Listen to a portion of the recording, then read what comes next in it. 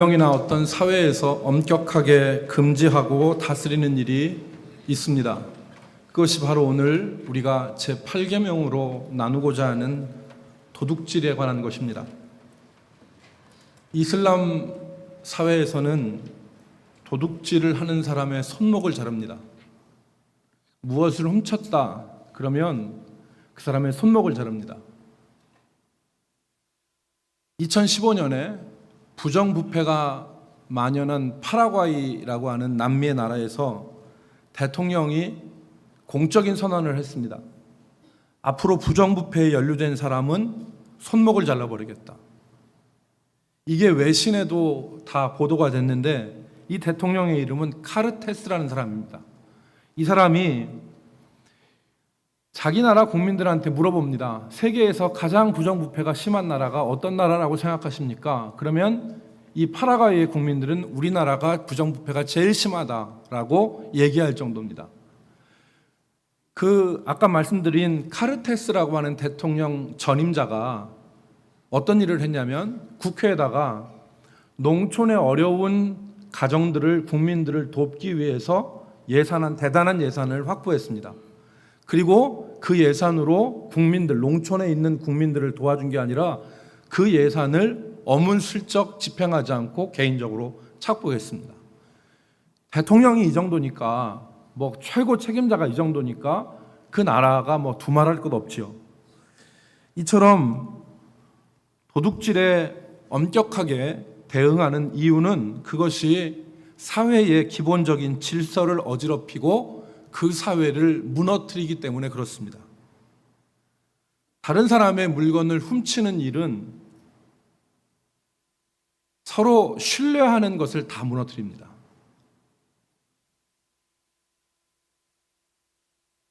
교회 안에다가 가방을 놓고 다른 데 가도 1시간이 지나 와서도 가방이 그대로 있어야 되는데, 만약에 가방을 잠시 놔뒀는데 가방 안에서 귀중품이나 돈이 없어졌다고 생각해 보세요. 그러면 여러분 주변에 있는 사람들이 바로 보입니까? 바로 안 보입니까? 성령에 충만한 사람은 바로 보여요.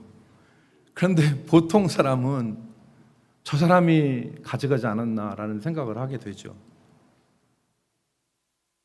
다른 사람의 물건을 훔치는 일은 정당하게 일해서 수고한 사람들의 노력을 일순간에 무너뜨리는 행동입니다. 우리가 간혹 가을철에 뉴스를 듣습니다.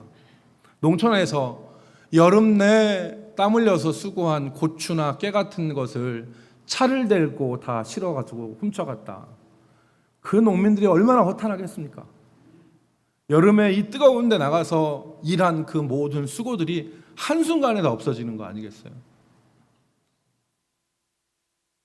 물건을 만들어서 파는 일보다 물건을 지키기 위해서 들어가는 비용이 많다면 그건 건전한 것이 아닙니다.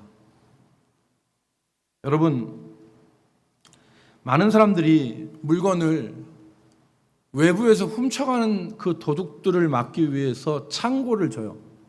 근데 보통 창고는 물건을 저장해 두기 위해서 만드는 거 아닙니까? 그러니까 비하고 바람 정도 피하면 될 것 같은데 창고를 만들 때 그렇게 만들지 않습니다. 아주 보안을 철저하게 못 훔쳐가게 만듭니다. 그러니까 비용이 올라가는 것이죠. 그냥 지어야 될 창고가 보안 때문에 훔쳐가는 걸 막기 위해서 비용이 듭니다. 근데 창고만 져놨다고 해서 안심할 게 아니죠.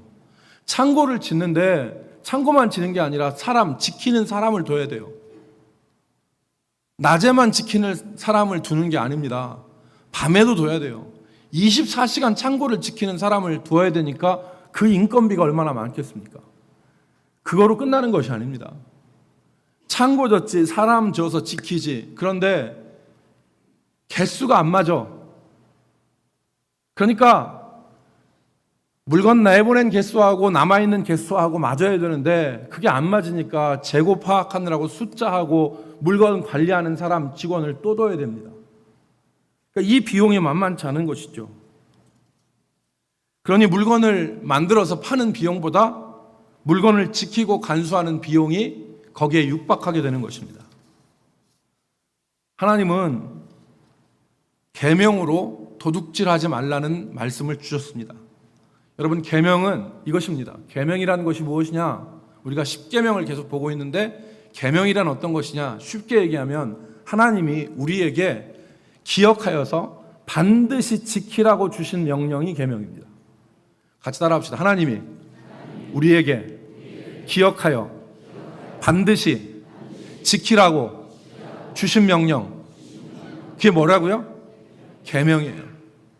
그러니까 십계명이, 성경이 분량이 엄청나게 많아요. 어마어마해요. 그러니까 이 성경을 우리가 참 한 번 읽는다는 것 자체가 산 하나를 넘는 것 같은 그런 것인데, 하나님은 우리에게 계명을 주셨어요. 이건 기억해서 반드시 꼭 지켜라. 이 계명이잖아요. 그 계명을 주셨기 때문에 우리는 이 계명을 기억하면서 지키며 살아야 됩니다. 오늘 도둑질하지 말라 제8계명, 이 계명은 우리가 지켜야 될 것이지만 이 계명은 유치원에서도 가르쳐요. 교회에서만 가르치는 게 아닙니다. 유치원에서도 가르치고, 학교에서도 가르치고, 가정에서도 가르치고, 사회에서도 가르쳐요. 이제 잠시 후에 왜 우리가 이 계명을 지켜야 되는지 이유에 대해서, 신앙적 이유에 대해서 같이 살펴볼 것입니다. 그런데 우리가 이제 우리나라 분위기를 보면 도둑질에 대해서 아주 그렇게 엄격하진 않은 것 같아요.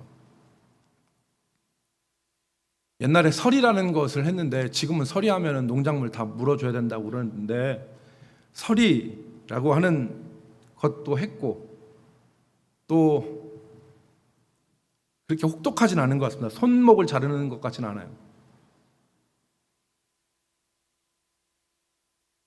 그런데 다른 나라에서는 안 그런 것 같다는 생각이 듭니다. 우리나라에서는 직원이 자기 직장에서 물건을 좀 가져와서 집에서 쓰거나 팔아도 이게 막 엄청난 대규모가 아니면 형사고발은 잘 안 되는 것 같아요. 대형 마트나 백화점 같은 데서 작은 물건을 훔쳐가지고 넣고 나오는 거, 이거 보안업체에서 어느 정도 압니다. 그런데 심각한 게 아니면은 잡지 않는 거래요. 다 안답니다. 그런데 지난주에 우리 교회에 오셨던 그 홍콩에 계신 목사님 얘기를 들어보니까 홍콩 같은 경우는 안 그렇대요. 한 중학생이 쇼핑몰에 가서 이렇게 지나가다가 중학생이 뭐 알겠어요? 볼펜이 한 자루 정말 이쁘고 좋은 볼펜이었는데 그 볼펜을 계산하지 않고 가방에 넣고 왔어요. 가방에 넣었어요. 근데 이제 보안하는 직원들이 그걸 아는 거예요. 본 거죠. 딱 봐서 그 학생을 따라가는 거예요. 그래서 계산대 앞에 딱 서서 이 학생이 그걸 꺼내서 계산 하나 안 하나를 기다린답니다. 그런데 만약에 계산하면 좋은데 계산하지 않으면 나가는 즉시 그 자리에서 착 잡는데요. 잡아서 바로 여지없이 경찰에 넘긴답니다. 그럼 경찰에 넘기면 그 경찰에서는 부모를 다 불러다가 조서를 쓴대요. 범죄한 행위에 대해서 경찰 조서를 다 쓴대요. 그리고서 입건은 하지 않지만 3개월마다 경찰이 그 학생 집에 간답니다. 3개월마다 경찰이 집에 가서 그 학생이 어떻게 지내고 있는가 다 체크를 한대요. 그리고서 만약에 18세가 되는 때까지 재범이 없으면 그때 가서 조서구민 기록을 삭제해 준답니다. 그러니까 굉장히 이건 엄격한 것이죠. 사회가 이 도둑질을 통제를 합니다. 그런데 오늘 우리는 하나님이 주신 계명으로서 이 문제를 생각해보고 하나님이 계명을 우리에게 주신 근본적인 이유에 대해서 우리가 생각해 보도록 하겠습니다. 먼저 우리가 어떤 물건을 얻는 방법에 대해서 생각해 보겠는데, 우리가 어떤 물건을 살아가면서 어떤 물건을 얻는 것은 3가지 정도의 방법이 있다고 합니다. 첫 번째로는 선물로 받거나 은혜로 받는 거예요. 누군가에게 대접을 받습니다. 내가 점심을 먹는데 누군가 나를 한 끼 밥을 대접을 해요. 차 한 잔 마셔도 누군가 나한테 대접을 합니다. 이건 내가 돈을 지불하지 않았어요. 그런데 주는 거예요. 이웃에게 공급을 받을 수 있어요. 또 부모님에게 우리가 공급을 받습니다. 부모는 자식에게 거래가 아니라 사랑으로 많은 것을 공급합니다. 먹을 것과 입을 것을 주고 교육에 이르기까지 부모의 손을 통해서 자식의 필요를 채웁니다. 또 우리는 하나님으로부터 많은 것을 공급받습니다. 공기나 물이나 햇빛이나 이런 것들을 우리는 하나님께 공짜로 받습니다. 그리고 이 땅에서의 생명도 하나님께서 우리에게 주신 것이고 영원한 생명도 하나님께 선물로 우리가 받습니다. 이 공급하는 것이 우리의 삶을 채웁니다. 그래서 우리는 이 공급에 대해서 감사하는 마음을 가져야 됩니다. 두 번째는 어떻게 우리가 물건을 얻느냐? 땀 흘려서 수고함으로 얻습니다. 땀을 흘려 수고하여 거둬들이는 것이 있습니다. 농부가 밭에 나가서 한철 내내 봄과 여름에 땀 흘리고 수고해서 가을에 거둬들입니다. 직장인이 한 달 동안 수고해서 월급을 받고 급료를 받는 것이 여기에 속합니다. 수고와 땀의 결과입니다. 그런데 성경은 이것을 높이 평가합니다. 노동이라고 하는 것을 가치 있게 생각하고 귀중하게 여깁니다. 그래서 데살로니가 후서 3장 10절에 누구든지 일하기 싫어하는 자는 먹지도 말게 하라 그랬어요. 애써 땀 흘려 수고하는 것이 복된 일입니다. 그런데 이것을 우리가 취할 때 생각할 것이 뭐냐면 땀 흘려 수고한 것도 다 내 것이 아닙니다. 전도서 3장 13절 말씀해 보니까 사람마다 먹고 마시며 수고하여 낙을 누리는 것이 하나님의 선물인 줄을 내가 알았도다. 사람마다 먹고 마시며 수고하여 낙을 누리는 것, 수고하여 낙을 누리는 것이 무엇입니까? 열심히 일했어요. 열심히 일해서 자식 새끼들한테 먹을 거 입에다 넣어주고 옷에 입히고 하는 것이 부모의 즐거움이에요. 부모님에게 혹은 어려운 형제에게 이렇게 조금의 도움을 주면서 자 이걸로 힘내라고 얘기할 때 얼마나 기뻐요. 그게 수고하여 낙을 누리는 것이 하나님의 선물이라는 거예요. 내가 해 아래서 또 여러 가지 것을 깨달았는데 사람마다 먹고 마시며 수고하여 낙을 누리는 그것이 하나님의 선물인 줄을 내가 알았도다. 그러니까 수고하여 땀 흘리는 것이 귀한 것인데 그것도 하나님의 선물이라는 거예요.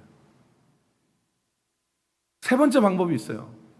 은혜로 받는 거, 선물로 주어진 거. 두 번째는 수고하여 땀을 흘려 얻는 것. 세 번째가 부정한 방법으로 얻는 거예요. 도둑질이죠. 이렇게 무엇을 얻으면 안 되는데 사람들 사이에서 이렇게 얻어지고 있는 것. 훔치거나 부정한 방법으로 얻는 것입니다. 근데 성경은 이것을 금해요. 절대 금해요. 그렇게 해서는 안 된다. 여러분 이제 우리는 본론으로 들어가서 이 도둑질이, 성경이 말하는 도둑질이 세 가지가 크게 있음을 우리는 기억해야 됩니다. 첫 번째로는 어떤 것이냐? 명백한 도둑질이 있습니다. 명백한 도둑질이.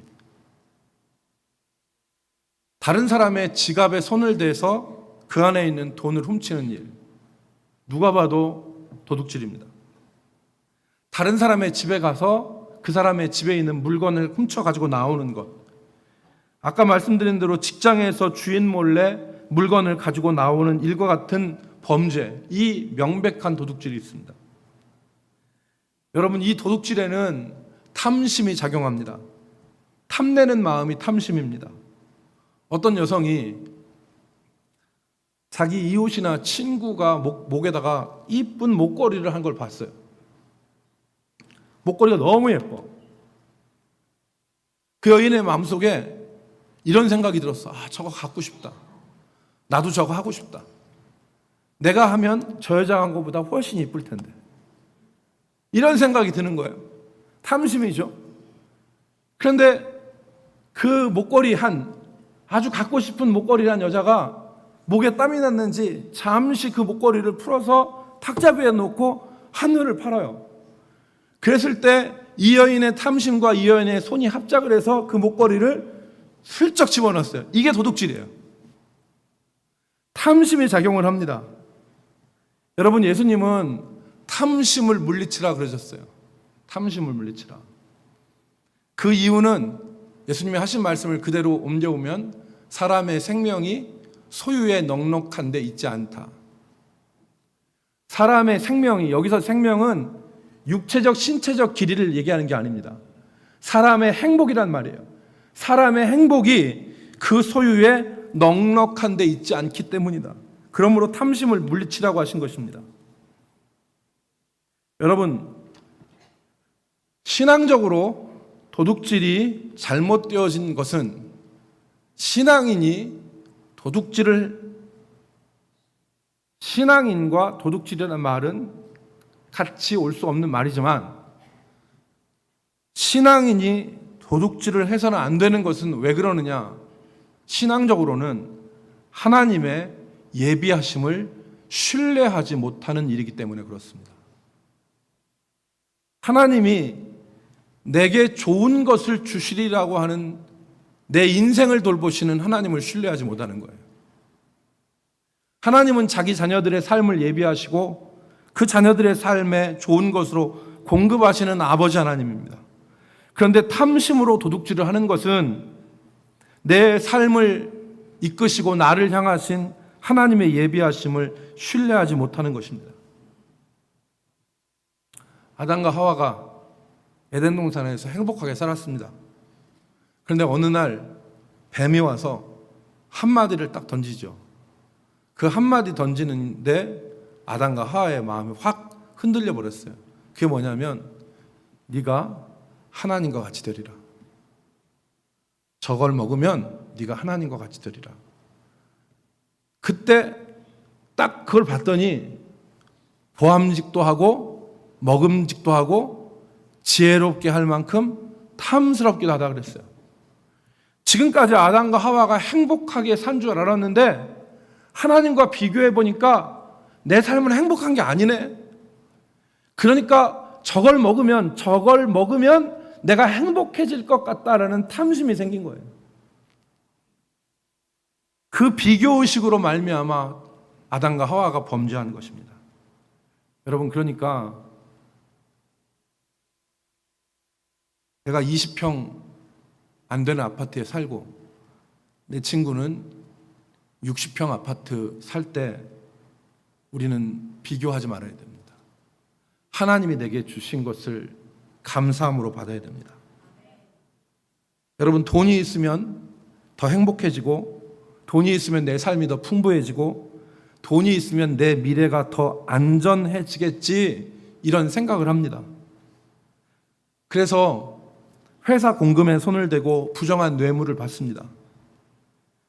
그런데 그것이 정말 내 삶을 안전하게 하고 나를 더 행복하게 만들고 내 삶을 더 풍부해지게 만드느냐? 아닙니다.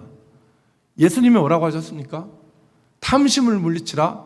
사람의 생명이, 행복이 소유에 넉넉한데 있지 않다.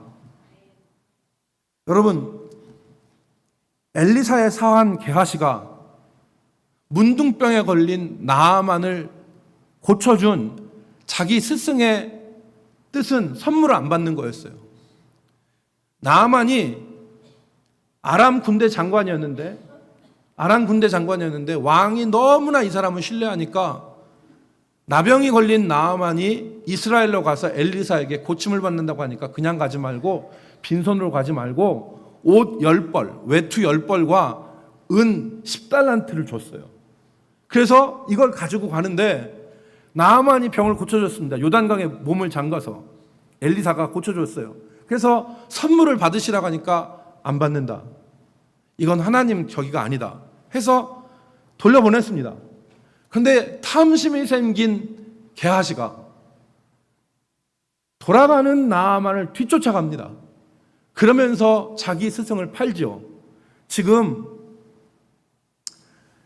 선지자 두 사람이 와서 어려운 형편에 있는데 우리 주인이 아까 주려고 했던 그 물질을 좀 받아오라고 합니다. 옷 2벌과 은 1달란트를 주십시오. 그랬더니 나아만이 옷 2벌도 주고 한 달란트가 아니라 은 한 달란트, 한 달란트가 34kg예요. 은 34kg가 아니라 68kg를 줘서 보냅니다. 68kg의 은과 옷 2벌을 가지고 이 게하시가 자기 집에 와서 그것을 자기 집에다 감춥니다. 게하시의 생각은 이것이었습니다. 저 물질이 있으면 내 미래는 좀 더 안전하고 내 삶은 좀 더 행복해지고 내 삶은 좀 더 풍부해지겠지. 그래서 물질을 취한 겁니다. 탐심으로. 그런데 게하시의 삶이 어땠습니까? 그 물질 때문에 나아만이 앓았던 나병을 게하시가 압니다. 머리끝부터 발끝까지 문둥병이 펴서 게하시는 문둥병으로 삶을 마감합니다. 사랑하는 성도 여러분, 우리의 행복의 근거가 어디가 있습니까? 여러분, 우리가 왜 행복합니까? 우리의 행복의 근거가 어디가 있습니까? 소유에 있지 않습니다. 우리의 행복이 어디에 있습니까?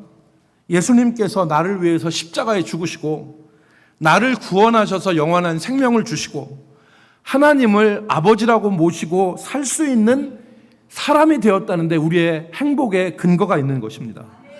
내가 더러운 마귀에게 속하지 않고 내가 하나님의 자녀로서 영원히 변치 않는 하나님의 말씀을 내 가슴에 품고 살아가는데 내 행복이 있는 것입니다. 그게 우리의 행복이에요. 그래서 시편 기자가 고백하지 않습니까? 여호와는 나의 목자시니 내게 부족함이 없으리로다. 여러분, 주님이 말씀하셨어요. 내가 내 손이 수고한 대로 먹으리라. 내가 복되고 형통하리라. 열심히 일하고 열심히 수고하면 하나님께서 먹을 것을 주십니다. 똑바른 정신을 가지고 열심히 노력하고 열심히 일하면 하나님께서 먹을 것을 주세요. 우리는 그 하나님의 공급하심을 신뢰해야 됩니다. 내 삶을 인도하시는 하나님의 은혜를 신뢰해야 되는 것이죠. 두 번째로, 첫 번째는 명백한 도둑질이 있습니다. 두 번째는 암암리에 자행되어지는 도둑질이 있습니다. 겉은 정당하지만 실질적으로는 도둑질인 것이 있습니다. 오늘 우리가 읽은 신명기 25장 말씀이 여기에 해당되는 말씀입니다. 여러분, 오늘 신명기 25장 13절과 15절, 13절에서 15절 말씀에 무엇을 말씀합니까? 부정한 추와 부정한 되에 대해서 말씀합니다. 추는 다는 것이고 되는 우리가 한 대, 두 대 하는 물건의 부피를 재는 단위가 되입니다.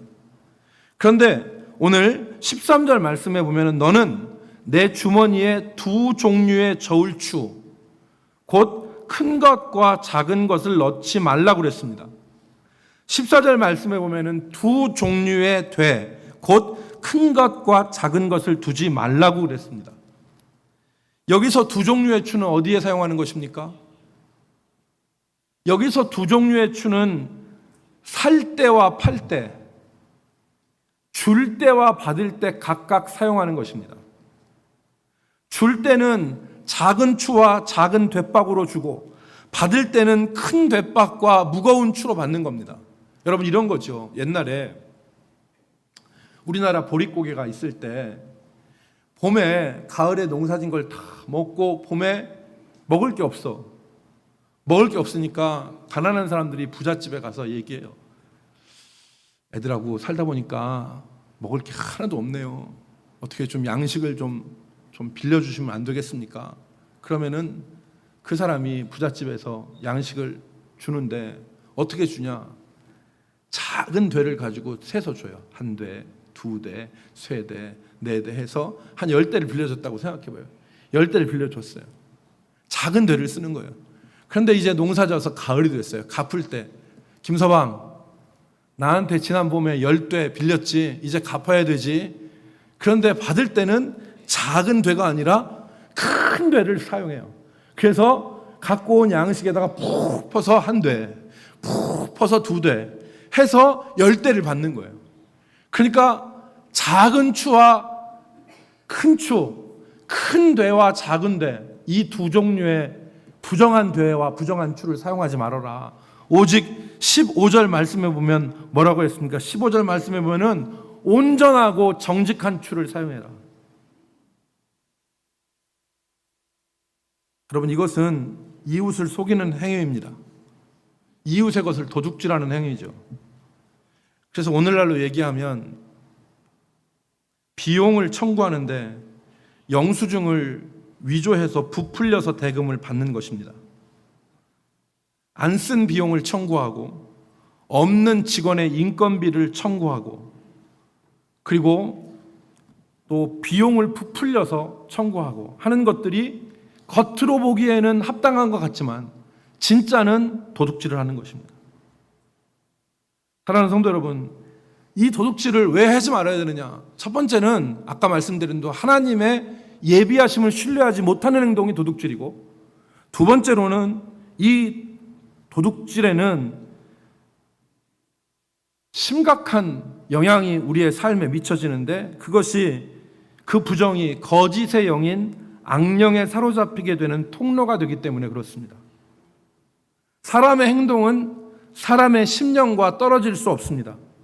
신자가 저울을 속이고 영수증을 위조하고 비용을 부정하게 청구하면 그 일은 하나님의 거룩한 성령과는 거리가 먼 일이 되는 것입니다. 오히려 거짓의 아비인 마귀와 짝하는 일이 되는 것입니다.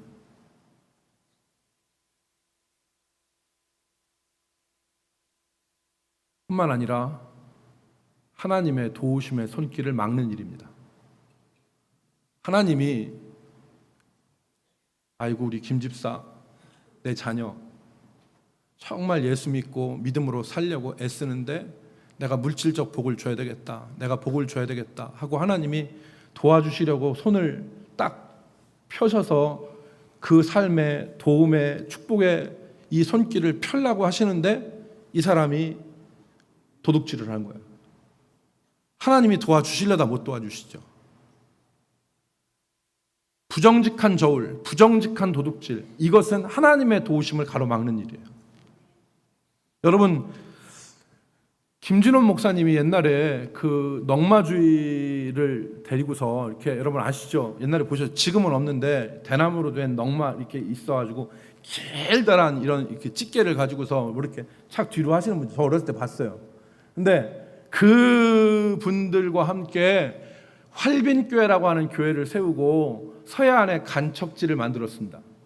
근데 간척지를 만들어서 거기를 간척지에다 이제 옮겨가지고 생활하는데 간척지를 이제 다 메웠어요. 그리고 거기에 논을 만들었는데 물을 가둬놓고 모를 심었어요. 근데 모가 잘 파릇파릇 자라야 되는데 다 죽어. 왜? 바닷물 염기가 안 빠졌으니까. 그러니까 심어도 말라 죽고 심어도 말라 죽으니까 모를 심을 때가 한정돼 있잖아요. 그러니까 이 마지막으로 모를 딱 심었는데 그 교인들이 하는 얘기가 뭐냐면 목사님 이것도 죽으면 안 되니까 오늘 밤에 저 경기도 인근에 가서 다른 사람의 있는 논에 가서 모를 좀 뽑아서 와서 준비를 좀 해놓겠습니다. 그렇게 얘기를 한 거예요. 그러니까 김진호 목사님도 심정적으로는 거기에 동의가 되는 거야. 왜냐하면 이거 죽으면 이제 올해 농사 못 져. 근데 김진호 목사님이 그때 얘기를 했어요. 이 사람아, 우리가 아무리 궁해도 아무리 다급해도 하나님이 역사하실 길은 만들어 놔야 되지 않겠나. 우리가 도둑질한 모를 갖다 심어서 여기다 심어도 하나님이 역사하시겠냐.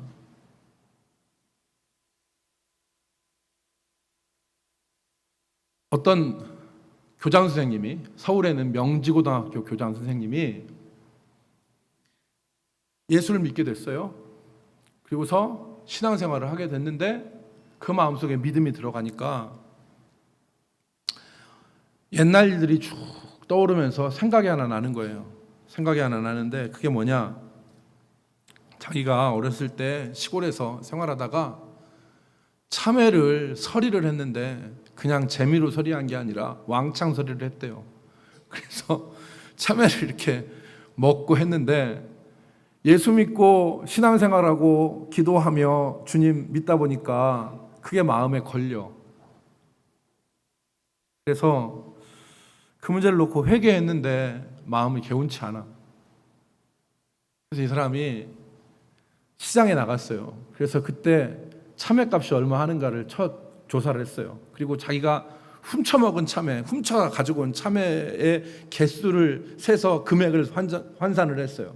거기다가 최고 이자를 쳐서 지금까지 지내온 세월을 다 쳤더니 수표 몇 장이 되더래요. 그래서 그 수표 몇 장을 그 시골에 있는 고향에 자기 과수원 있는 그 집에다가 붙였어요. 내가 이만해서 내가 서리를 해서 도둑질을 해서 먹었는데 마음이 편찮아서 이 금액을 보냅니다 라고 해서 보냈어요. 그랬더니 그 과수원 집에서 그 참외밭 주인이 그 편지를 읽고 그 돈을 받고 이런 일이 있을까 싶어서 이걸 받을 수 없다고 해서 닭 몇 마리 잡아서 서울로 올라갔습니다. 그래서 닭 몇 마리 잡아서 서울 올라가서 그 명지고등학교 교장 선생님을 만나가지고 하는 말이 뭐냐면, 내가 이 돈을 받을 수 없습니다. 이게 다 지난 일인데 이거를 지금 내가 받으면 내가 지금 받겠습니까? 그냥 이렇게 편지 쓴 걸로 합시다 하고서 말자, 이렇게 얘기를 했어요. 그랬더니 아무리 세월이 지나도 내 마음속에 걸리는 것이 있는데 내가 내 마음의 평안하고 내 마음의 안정을 위해서는 이걸 꼭 받아줘야겠습니다 라고 그 돈을 신신당부를 해서 그 돈을 주고 내려왔어요. 줬어요. 그랬더니 이 돈을 받고 내려온 이 참외밭 주인이 집안 식구들을 다 불러 모았습니다. 다 불러 모아서 뭐라고 하냐면, 야, 내일부터 우리 교회 가자. 예수가 대단하더라. 예수가 대단하더라. 야, 이런 사람이 어디에 있냐. 내가 감동받았다. 우리 다 같이 내일부터 교회 나가자. 집안이 다 나갔다는 거예요. 집안이. 여러분, 정직하면 하나님이 기뻐하시고 하나님의 영광이 나타납니다. 그런데 여러분, 예수 믿는 사람이 거짓말하고 도둑질하고 부정한 방법하면 하나님이 도와주시고 싶어도 못 도와주시는 거예요. 하나님이 정말 김집사 저 집에 복 주시고 김집사네 집에다가 뭔가 좀 하나 튼실한 거, 좋은 거, 아주 귀한 거 하나 주고 싶으신데 살짝 빼먹고 도둑질하는 그 좀도둑질 때문에 하나님이 복을 못 주시는 거예요.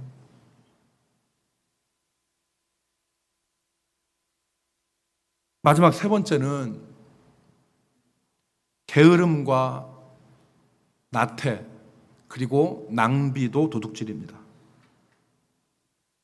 사람들은 나태와 게으름을 도둑질이라고 생각하지 않습니다. 그러나 나태와 게으름은 하나님의 것을 도둑질하는 것입니다. 하나님이 이 사람을 책망하시죠. 달란트 땅에 묻어놓은 사람 보고 너 왜 그렇게 그냥 열심히 안 했냐 이렇게 말씀하지 않으시고 이 악하고 게으른 종아 그랬어요. 하나님이 자기에게 주신 물질을 낭비하는 것도 도둑질입니다. 하나님의 곡간을 도둑질하는 거예요. 하나님은 어려운 사람을 도와주시는데 하늘에서 하나님의 손이 그냥 그 집에 내려서 도와주지 않으세요. 사람을 통해서 도와주시는 거예요. 하나님이 넉넉하게 주신 그 사람의 재물을 그 사람의 손을 통해서 가난한 사람에게 흘려보내게 하시는데, 내가 풍부하게 받았다고 해서 내가 낭비하는 것은 하나님의 곳간에서 나가야 될 하나님의 물질을 내가 다 써버리는 거예요.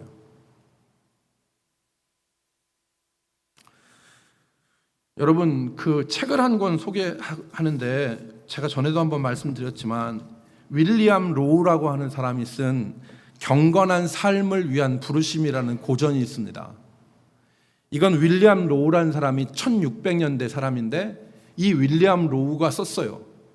이걸 1600년대 이후부터 수많은 기독교인들이 이 책을 읽고 경건에 도움을 받았습니다. 여기에 자매 두 사람이 소개가 돼요. 한 사람은 플라비아라는 사람이고 한 사람은 미란다라고 하는 자매인데, 이들 부모님은 아주 부자였어요. 그런데 불행히도 이 부모님이 이들이 한 20살 정도 됐을 때 두 분 다 돌아가셨어요. 그래서 이 자매는 각각 한 사람당 1년에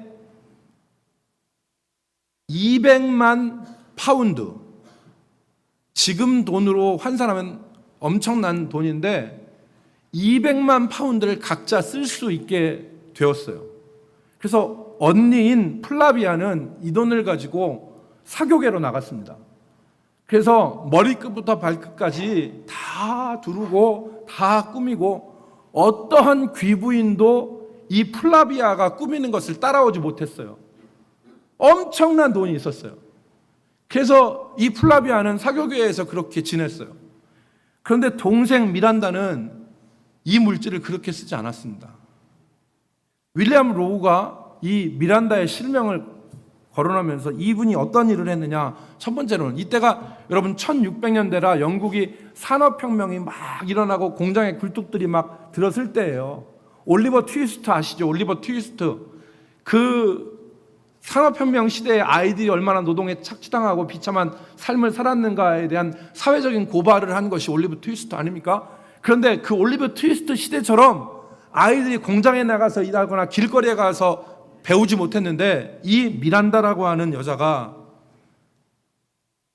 길거리에 있는 아이들을 데려다 공부를 시켜요. 그래서 이 아이들이 정직하게 사는 방법을 가르칩니다. 교육을 시킨 거예요. 한두 아이가 아니에요. 두 번째로는 병들어서 일을 못하는 노동자가 있으면 요즘처럼 의료보험이나 사회보장이 잘 된 때가 아니잖아요. 아무것도 없을 때 아니에요. 병들어서 일을 못하는 노동자가 있으면 그 노동자에게 평상시에 받는 월급의 2배를 줬어요. 왜 2배를 줬느냐? 한 몫은 기존과 같이 생활해라. 다른 한 몫은 약값하고 병원 치료비 해라. 그래서 2몫을 줬어요. 그런데 이 가정이 한두 가정이 아니라 20가정 이상이에요. 세 번째로는 식구가 많은데 아버지 혼자 일해서 식구를 다 건사할 수 없는 가정들에게 생활비를 대줬어요. 생활비를. 그래서 혼자 일해서 먹고 살 수 없는 가정에게 돈을 줬어요. 그리고 아이들의 옷을 사라고 별도로 돈을 줬대요. 네 번째는 주변에서 아주 악독하다고 못됐다고 생각하는 사람들, 그렇게 평판이 나 있는 사람들, 그 사람들을 주의 있게 살펴봤어요. 그래서 저놈은 진짜 못된 놈이고 저놈은 정말 나쁜 사람이야 이렇게 욕하는 사람들이 어려움을 처하고 그리고 환난을 당했을 때 그때 찾아가서 도움을 주는 거예요. 그러면 이 사람들이 어떻게 되느냐? 나는 못된 사람으로 평가받아서 나를 도와줄 수 있는 사람은 아무도 없겠지라고 생각했는데 이 미란다가 가서 도움의 손길을 피니까 이들의 삶이 전환이 되는 거예요. 회개가 이루어지는 거예요. 여러분, 오늘 우리에게 하나님이 주신 물질을 우리는 내 것 가지고 내가 쓰는데 무슨 상관이냐라고 하면 우리는 나중에 하나님 앞에 가서 정산할 때 우리는 거기에 대한 책임을 져야 됩니다. 오늘 하나님의 곳간을, 그래서 하나님이 내게 은혜로 주신 것을 감사함으로 받아야 돼요.